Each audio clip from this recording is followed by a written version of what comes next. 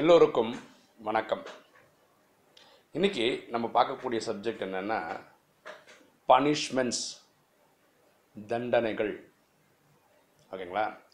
நமக்கு இந்த ட்ராமா படி கிடைக்கக்கூடிய தண்டனை என்ன? பக்தியில் என்ன சொல்கிறாங்கன்னா, கருட புராணம்னு ஒன்று இருக்குது. அந்தபடி நம்ம பண்ணியிருக்க தப்புக்கு ஏற்றவர் பயங்கரமான கொடூரமான தண்டனைகள்லாம் இருக்குது. என்ன கிணறுல போட்டு எடுப்பாங்க, இல்லை பூச்சி கீச்செல்லாம் கடிக்க விடும். அந்த அன்னியன் படம் பார்த்துருந்தீங்கன்னா தெரிஞ்சிருக்கும். அது பயப்படுத்துகிறாங்க. அப்படியெல்லாம் ஒன்றும் கிடையாதுங்க. இந்த ட்ராமாவை நீங்கள் ரொம்ப சூட்சமமாக படித்து பார்க்கணும், புரிஞ்சுக்கணும். இந்த ட்ராமான்றது 5000 வருஷம் சேர்ந்தது தான்.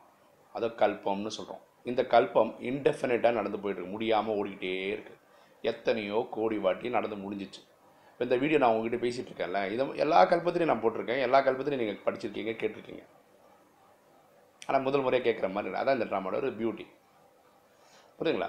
இந்த ட்ராமாவில் தண்டனை என்னன்னா, பதவி குறையும், பிறவி குறையும், அவ்வளோதான். அப்படின்னா என்ன? அதிகமான பிறவின்றது 84 தான். சத்தியுகத்தில் 8, திரேதாவில் 12, துவாபரத்தில் 21, கலியில் 42, இந்த சங்கமுகத்தில் 1, இது கூட்டினா 84. 84 பிறவிகள் தான் அதிகமான பிறவி. ஓகேங்களா? ஸோ இந்த 84 பிறவி எடுக்கிறது ஒரு 9 லட்சம் பேர் தான் எடுக்கிறாங்க. இது 800 கோடியில், அவ்வளோதான். இட்ஸ் ஏற்கனவே ஃபிக்ஸ்டு ட்ராமா. பதவி குறையுதுன்னா என்ன? 9 லட்சத்தில் கூட வரலாங்க. 9 லட்சம் லக்ஷ்மி நாராயணன் தான் இருக்கிறதுலே ஹையஸ்ட் போஸ்ட்டு சத்தியுகத்தில். லோயஸ்ட் போஸ்ட் வந்து வெட்டியான். சவசம்ஸ்காரெல்லாம் பண்ணுறாங்களே அவன் தான். அப்போது அதை இருக்கிறதுல லோயஸ்ட் போஸ்டிங். ஸோ பதவிகள் குறையலாம். பதவினா லக்ஷ்மி நாராயணன் ஆகலாம், இல்லை வெட்டியான ஆகலாம். இதுதான் பதவி. ஆயுசுனா 84 பிரிவு எடுக்காமல் ஒரே ஒரு பிரிவு கூட எடுக்கலாம். இது யோசிச்சு பாருங்களேன். ஏன் நான் தண்டனைகள் இல்லை கருட புராணம் படின்னு சொல்கிறேன்னா, இந்த ட்ராமா ஏற்கனவே டிசைன்டு. நம்ம எல்லாம் வந்து நடிச்சு போயிட்டுருக்கோம். நான் ஏற்கனவே நிறைய வாட்டி சொல்லியிருக்கேன். அதிகமாக 84 பிரிவுகள் எடுக்கிறது 9 லட்சம் பேருன்னு சொல்லிட்டோம். அதேமாதிரி ஒரே ஒரு பிரிவு எடுக்கிறவங்களும் இருக்காங்க அந்த ட்ராமாவில். அது எத்தனை கோடி பேர் தெரியாது, ஆனால் இருக்காங்க, சந்தேகமே இல்லாமல் இருக்காங்க.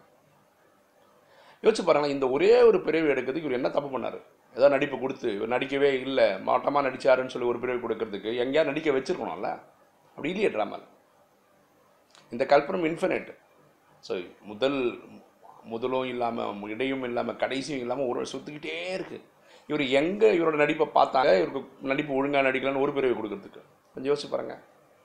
84 பிரிவு எடுக்கிறவங்க இவன் என்ன நடிப்பு அவ்வளோ ஆக நடிச்சிட்டா, இவங்க எங்கே பார்த்தாங்க இவனுக்கு 84 பிரிவு கொடுக்கறதுக்கு? யோசிக்கங்க. இங்கே நடிக்க எல்லா ஆத்மாக்களும் சிறந்தவர்கள் தான். என்னோட நடிப்பை நடிக்கிறது நான் தான் வந்தாகணும். இதில் சாய்ஸே இல்லை. உங்கள் நடிப்பு நடிக்கிறது நீங்கள் தான் நடித்தாகணும். இதுக்கும் சாய்ஸ் கிடையாது. யாரோ சத்தியுகம் தெரியாத என்ன நடிச்சுக்கிறேங்க, துவாபர கலியுகத்துக்கு டூப்பு போடுங்கன்னு பகவான்கிட்ட கேட்க முடியாது. இந்த ட்ராமா அப்படி டிசைன் செய்யப்படவில்லை. புரியுதுங்களா? இதை கொஞ்சம் ஆழ்ந்து யோசிக்கணும். ஸோ இந்த கிண்டனெலாம் பயப்பட தேவையில்லை. அதுக்காக நீங்கள் என்ன வேணால் பண்ணலாமா ட்ராமானா? இல்லை. பாருங்களா, ட்ராமாவில் வெளியில் இருக்கவங்க, அதாவது இந்த நாலேஜுக்கே வராதவங்க, ராஜயோகமே வராதவங்க தப்பு செய்தாங்கன்னா அவங்களுக்கு எவ்வளோ தெரியுமா தண்டனை கிடைக்கிது? 10% தண்டனை கிடைக்குது. ஆத்மாவில் ஆட்டே சம்ஸ்காரில் ரெக்கார்ட் ஆகிடும். ஆனால் நீங்கள் ராஜயோகம் கற்றுக்கிட்டிங்கன்னா, இங்கே வந்ததுக்கப்புறம் காமம், கோபம், அகங்காரம், பற்று, பேராசை என்ற பேரில் தப்பு நடந்ததுன்னா 100 மடங்கு தண்டனை. புரியுதுங்களா? அப்போ இது புரிஞ்சுக்கணும்.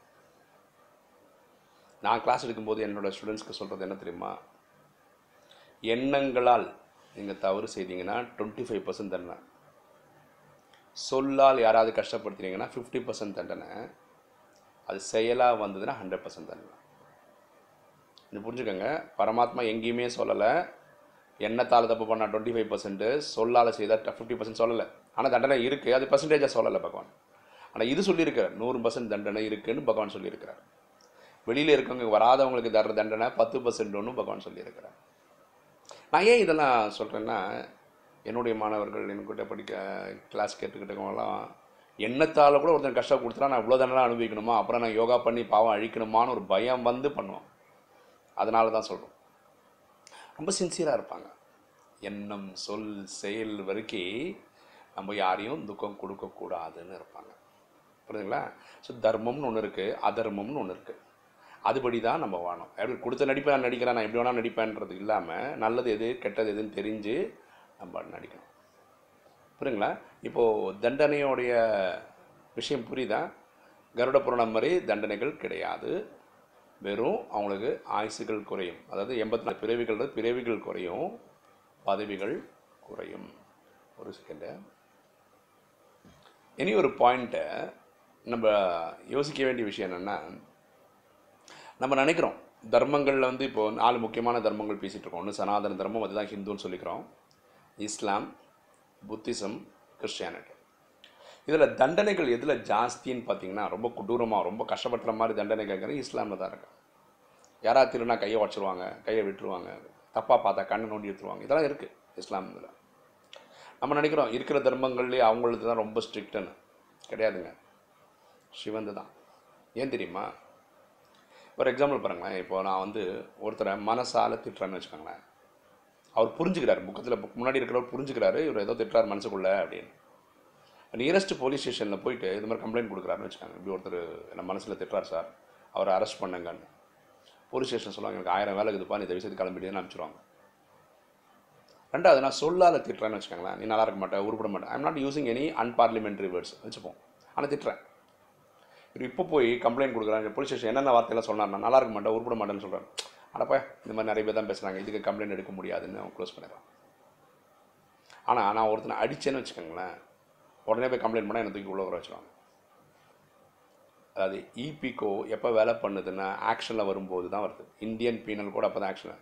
ஏன்னா எண்ணத்தால் யாருக்கா நீங்கள் துக்கம் கொடுத்தீங்க, அதுக்கு ஜெயிலில் போடுற மாதிரி சிஸ்டம் இருந்ததுன்னா பாரதத்தில் இருக்க 120 கோடியும் ஜெயிலில் தான் போடணும், உலகத்தில் இருக்க 800 கோடியும் ஜெயிலில் தான் போடணும். ஏன்னா எல்லாரும் தான் பண்ணிட்டுருக்காங்க. ஆனால் இனி ஒரு இபிகோ இருக்குங்க, ஈஸ்வரன் பீனல் கோடு, சிவனோட பீனல் கோடு ஒன்று இருக்குது. அங்கே எண்ணத்தால் நீங்கள் துக்கம் தப்பு நினச்சிங்கன்னா ஆட்டோமேட்டிக்காக ரெக்கார்டிங் சன்ஸ்காரில் பாவம் ஏறிடும். சொல்லால் பண்ணிங்கன்னா அதுவும் ஏறிடும், செயலால் பண்ணால் அதுவும் ஏறிடும். புரியுங்களா? ஸோ அதனால் ரொம்ப ஜாக்கிரதையாக இருங்க. ட்ராமா தாங்க, ஜாலியாக நடிங்க, அவ்வளோதான். ஓகேங்களா? யாருக்கும் துக்கம் கொடுக்கக்கூடாது மட்டும் முடிவு பண்ணிட்டாங்க. இந்த கருட புராணம் அந்த புராணம் போட்டு எடுத்து புரிஞ்சு ஏற்கனவே நான் நரகத்தில் தாங்க இருக்கோம், கலிகாலத்தில் தான் இருக்கும். ஓகேங்களா? ஸோ இந்த ட்ராமாவில் சொர்க்கம் நரகம் தேவபூமியில் தான் நடக்குது. ஏற்கனவே அனுப்பிச்சு தான் இருக்கும். அதனால தான் வாழ்க்கை இப்போ ரொம்ப டிஃபிகல்ட்டாக இருக்குது எல்லாருக்கும். இங்கே செத்து போய் நரகத்தை எங்கே நடிக்க போதில்லை, இப்போ வாழ்ந்து நிற்கதே நரகத்தில் தான் நடந்துட்டுருக்கோம். யார் இந்த நேரத்தில் பகவானுடைய கைகளை பற்றுக்கொள்கிறாங்களோ அவங்களுக்கு ஈஸியாக இருக்கும் இந்த வாழ்க்கை வாழ்கிறதுக்கு. முடியாதவங்க அதையும் சேர்ந்து கஷ்டப்பட்டு வாழணும், அவ்வளோதான், வேறு ஒன்றும் இல்லை. ட்ராமா நல்லது தாங்க. உங்களுக்கு இந்த வீடியோ பிடிச்சிருந்ததுன்னா சப்ஸ்கிரைப் பண்ணுங்கள், லைக் பண்ணுங்கள், கமெண்ட் போடுங்க, உங்கள் ஃப்ரெண்ட்ஸ்க்கெல்லாம் சொல்லுங்கள், ஷேர் பண்ணுங்கள். தேங்க்யூ.